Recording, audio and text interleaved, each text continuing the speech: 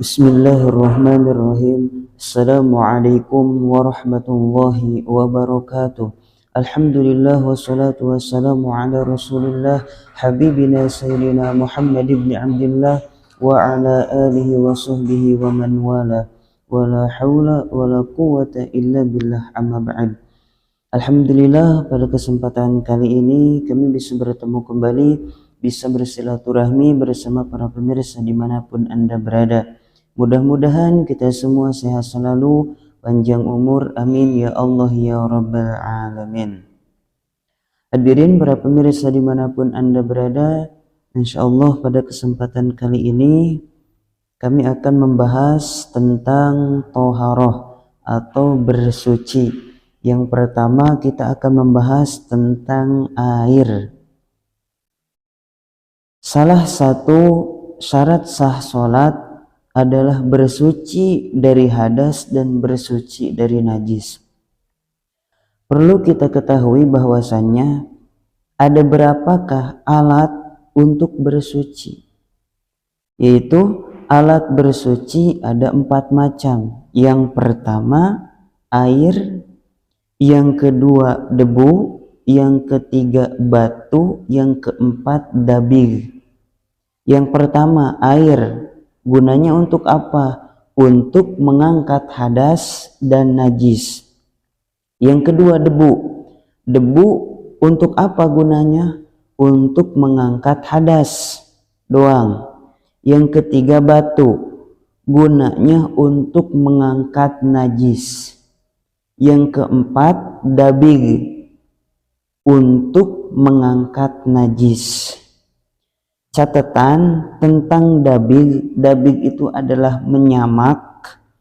Ketika ada hewan yang mati tidak disembelih, maka bisa digunakan kulitnya dengan cara menyamak kulit bagian dalamnya.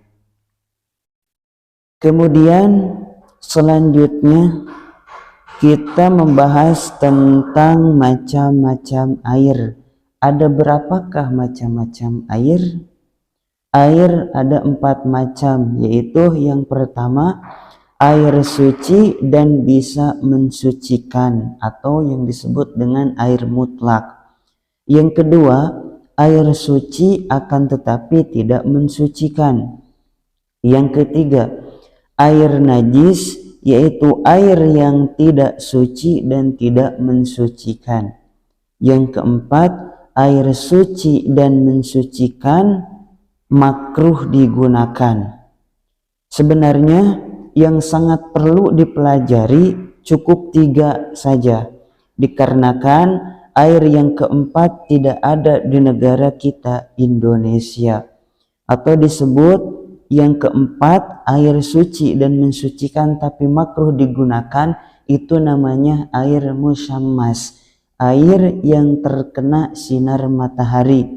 Itu biasanya tidak ada di negara kita Indonesia, biasanya di luar negara Indonesia. Mungkin itu hadirin para pemirsa dimanapun Anda berada. Kemudian sekarang penjelasan tentang yang pertama air suci mensucikan atau yang disebut tohirun mutohirun.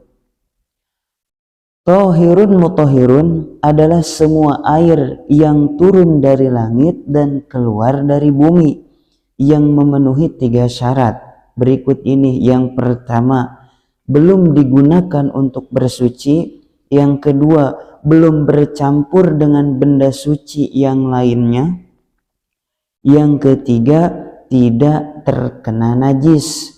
Kalau misalnya kita menemukan air yang suci mensucikan, yang turun dari langit dan keluar dari bumi, contohnya seperti apa? Seperti mata air yang keluar yang bersumber dari bumi, maka itu disebut dengan tohirun mutohirun, air yang suci mensucikan. Akan tetapi harus memenuhi 3 syarat. Yang pertama belum digunakan untuk bersuci. Yang kedua belum bercampur dengan benda suci yang lainnya. Yang ketiga tidak terkena najis.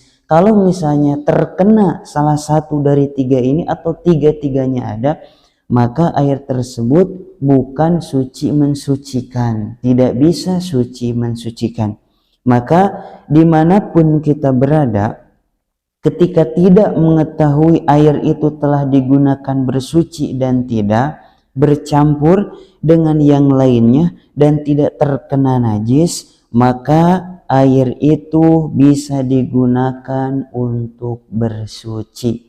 Kecuali kita melihat air tersebut sudah digunakan, air tersebut sudah bercampur dengan sesuatu yang membuat berubah airnya, maka air tersebut tidak bisa digunakan untuk bersuci. Akan tetapi jika air tersebut kita tidak mengetahuinya, maka air tersebut bisa digunakan untuk bersuci.